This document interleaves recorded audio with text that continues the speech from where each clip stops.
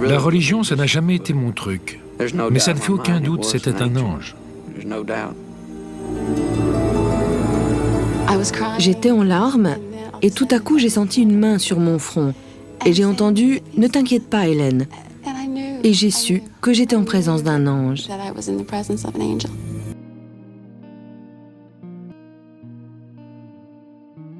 Les anges qu'on décrit dans la Bible sont des êtres spirituels qui font le lien entre Dieu et l'homme.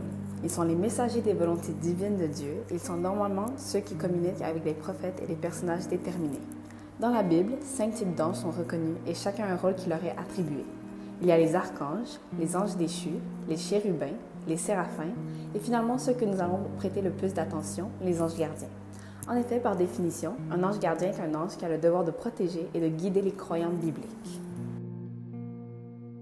La première doctrine élaborée autour des anges a commencé avec les pères de l'Église. Pour ceux qui ne savent pas, les pères de l'Église sont les écrivains chrétiens de cette période.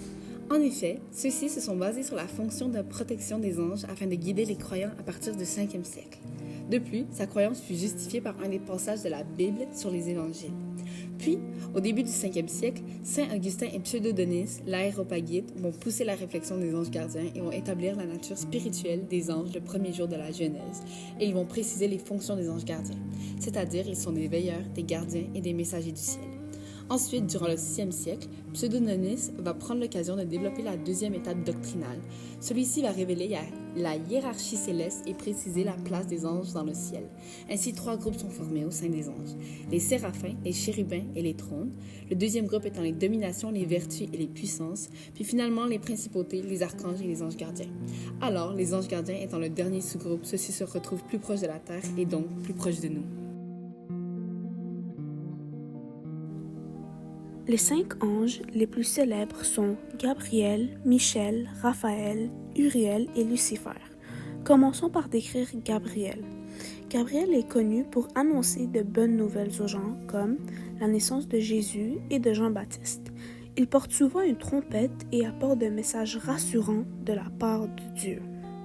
Michel, lui, est comme un grand chef parmi les anges. Il se bat contre le mal et protège les gens qui font le bien. Beaucoup le considèrent comme un protecteur qui offre un endroit sûr quand il y a des problèmes. Raphaël, il aide les gens à se sentir mieux quand ils sont malades ou tristes. Dans une histoire, il aide un homme à trouver des remèdes pour guérir. Son nom signifie Dieu guérit car il a guéri des gens. Uriel, lui, même s'il n'est pas mentionné dans la Bible principale, Uriel est associé à la sagesse de Dieu.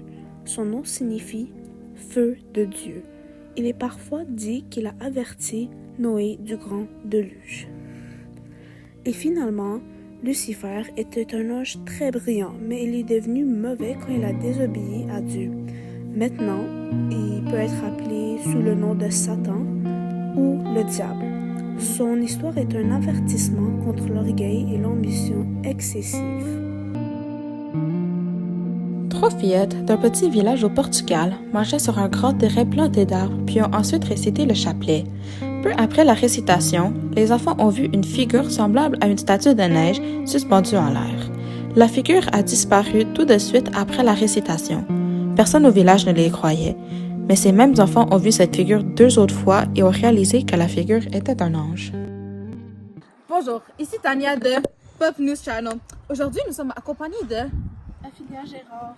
Madame Gérard. Nous avons entendu que vous avez une rencontre spirituelle avec un ange gardien. Est-il vrai? Oui. Pouvez-vous nous raconter votre histoire, s'il vous plaît? Oui. Quand j'étais petite, j'étais habituée à dormir avec une doudou de Dora. Et un jour, j'ai eu des ennuis de santé et j'étais à l'hôpital, je suis hospitalisée et j'ai pu revenir chez moi cette journée-là. Et j'étais fâchée contre Jésus, j'étais très émotive. Et comme chaque jour, j'ai pris la doudou, j'ai donné un câlin, je suis dormie. Je me suis réveillée, j'ai trouvé une Bible. Je donnais un câlin à une Bible et pas ma doudou. Donc, ça m'a fait vraiment sentir que mon ange gardien veillait sur moi, puis qu'il était vraiment là. Puis, ça m'a vraiment aidée là, avec ma relation avec Jésus. Puis la Bible, était-elle la vôtre? Elle est juste apparue de nulle part? C'était quoi l'histoire avec la Bible? Et apparue de nulle part, c'est une Bible blanche, je l'ai encore à ce jour. Je ne l'ai jamais vue avant, puis je suis même allée chez plusieurs magasins, personne ne la vend. C'est vraiment de Jésus. Puis, votre Dora, elle est disparue. Est-ce que vous l'avez revue à ce jour? Elle a disparu, je sais pas c'est où. Ah. Mais merci pour nous raconter votre histoire. De rien. Donc, merci d'avoir écouté notre témoignage avec un ange gardien, avec Pop News Channel. On se revoit la prochaine fois. C'est l'heure! C'est enfin l'heure de faire ma prière. J'attends depuis le début de la journée. Ange du Seigneur, mon fidèle gardien, à qui la bonté divine a daigné me confier, éclairez-moi, dirigez-moi, gouvernez-moi et protégez-moi pour toujours. Mon saint ange gardien, Angèle, je vous salue et je vous remercie. Veuillez prier pour moi et à ma place dans tous les moments où je ne peux pas formuler mes prières. Amen.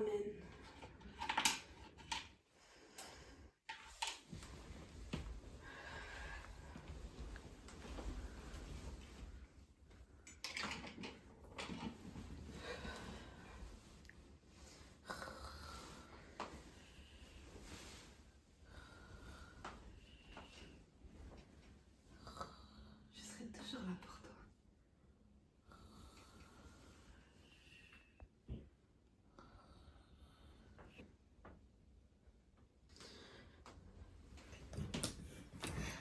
Donc, lorsqu'on parle des croyances et des valeurs, ça va être différent des personnes qui vont croire aux anges gardiens qui sont dans la religion chrétienne ou juste ceux qui croient aux anges gardiens dans la spiritualité. Pour la religion chrétienne, la principale valeur de ces personnes, c'est que pour croire aux anges gardiens, il faut à tout prix faire confiance à la puissance divine, dans ce cas Dieu, et à leur bienveillance. Pour eux, un ange gardien, c'est un ange qui va veiller sur nous, qui va protéger les dangers physiques, spirituels et émotionnels. Cependant, même si c'est un peu similaire pour le côté spirituel, ces personnes-là vont croire il faut remercier nos anges pour leurs aides afin de renforcer le lien spirituel entre l'ange et la personne. Et selon eux, ils croient qu'un ange va guider et inspirer en nous aidant à prendre des décisions et à trouver un chemin de la vie. En fait, pour la popularité dans la culture québécoise, ça a changé avec le temps. Donc, auparavant, la religion chrétienne avait une présence très importante dans la vie des citoyens québécois. Maintenant, la religion a un peu perdu son influence comparé à avant. Donc, l'idée de l'ange gardien biblique n'a plus vraiment sa place dans la culture québécoise. Par contre, plusieurs continuent quand même de croire en la présence d'un ange gardien, mais ça n'a pas vraiment rapport avec la Bible ou avec la religion chrétienne. Alors, ça va vraiment dépendre. Certaines personnes qui vont croire aux anges gardiens bibliques vont croire à l'apparence d'un ange qui est décrit comme dans la Bible et croient que la mission des anges est de protéger et de guider un individu chrétien, comme je l'avais dit auparavant. Mais pour les personnes qui vont plus croire aux anges gardiens et qui n'ont pas relation avec la Bible, eh bien, ils vont croire à quelqu'un qui est de l'au-delà, qui va les protéger d'un malheur de la vie. Donc, majoritairement, dans la culture québécoise, les anges gardiens n'ont pas de rapport, aucun lien avec Dieu, mais ils continuent quand même à croire aux anges gardiens. Les croyants des anges gardiens bibliques sont normalement les personnes plus âgées, et ceux qui croient aux anges gardiens non bibliques sont majoritairement les personnes les plus jeunes. Ça va répondre beaucoup aux questions existentielles. Comme la première question, ce serait quel est le but de la vie? Et bien, ce serait les anges gardiens qui aident en fait à guider, qui vont aider à guider les personnes dans le droit chemin. Donc, les choix qu'ils doivent faire, à quoi servent leur vie, quelle est leur mission d'aide, tout. Ce sont les anges gardiens qui les aident à les guider. Pour la deuxième question, il y a quoi après la mort? Où allons-nous? Eh bien, c'est souvent le paradis, même si parfois certaines personnes qui vont croire aux anges gardiens n'ont pas de lien avec la religion. Les anges gardiens c'est toujours de l'au-delà, et paradis n'est pas nécessairement lié à la Bible ou à la religion. Donc, ça peut répondre aussi à la question de où allons-nous? Ce serait au paradis, rejoindre les anges. Souvent aussi, des personnes vont penser que leurs anges gardiens sont un parent ou un proche qui est décédé, et souvent ces proches-là, logiquement, ils vont au paradis. Il y a un lien très proche entre le paradis et les anges gardiens. Et la dernière question, d'où venons-nous? Eh bien, ça va vraiment dépendre parce que dans la popularité de la culture québécoise, puisque la religion n'a plus vraiment d'influence dans la culture, il n'y a plus le côté que c'est Dieu qui nous a créés, qui nous a apporté au monde et nous a comme assigné à un ange. Donc, ça répond pas trop à la question selon nous. Ça peut répondre juste d'une manière que c'est l'ange gardien qui s'est occupé de nous tout ce temps, mais pas trop de avant qu'on soit né.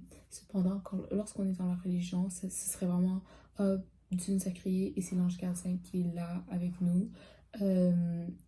Surtout quand la question est mieux répondue lorsque l'ange gardien a un lien avec la religion chrétienne, ce qui n'est pas toujours le cas dans la popularité de la culture québécoise. Selon nous, la croyance de la croyance des anges gardiens a des côtés bons et des côtés mauvais. Donc, c'est très bien du côté que ceux qui croient aux anges gardiens, c'est ceux qui vont vraiment penser qu'il y a quelqu'un qui les protège. Ils se sentent jamais apeurés parce qu'ils savent qu'il y a quelqu'un avec eux qui est toujours là pour eux, qui les aimera toujours, qui serait comme là pour les protéger des mauvaises personnes, de mauvaises situations qui sont toujours là. Donc, cette manière, ça va vraiment aider à sentir... Ça peut aider à la personne à se sentir à l'aise, à être plus... être moins indécise de la vie. Ça va, surtout puisque ça répond à plusieurs des questions existentielles. Mais d'un autre côté, ça peut être aussi très malsain de toujours... Parce que comment on sent qu'un ange gardien communique avec nous, c'est souvent lorsqu'on fait une prière, comme vous avez vu dans la mise en scène, mais aussi avec la partie où, en fait, tu sens que l'ange gardien, tu viens de faire, en fait, une action qui a été dictée par l'ange gardien. On va dire, tu devais tourner à droite, mais tu as tourné à gauche et tu n'as pas fait exprès. C'est comme, c'était dans toi, tu devais tourner à gauche parce que tu le sentais. Et souvent, c'est comme ça qu'on sent que l'ange gardien est avec nous pour nous protéger, pour faire en sorte qu'on n'entre pas dans des mauvaises situations. Mais certaines personnes peuvent tout mettre sur l'ange gardien, on va mettre tout et n'importe quoi, ce qui peut aussi être très malsain, puisque il y a plusieurs manières, en fait, de communiquer avec un ange. Il y a la manière de la prière, mais on peut aussi aller voir une personne dans le secte, donc un prêtre, ou plusieurs personnes qui peuvent nous aider à communiquer avec notre ange gardien. Et si une personne croit trop aux anges gardiens au point où croire que quelqu'un doit aider pour communiquer, il peut se faire avoir avec l'argent, émotionnellement par la personne, parce que la personne va le faire croire que de tout et n'importe quoi, ce qui peut être dangereux. Mais en tant que tel, un ange gardien, la croyance d'un ange gardien, ça a toujours été positif. Il ne faut juste pas aller trop à l'extrême. Merci!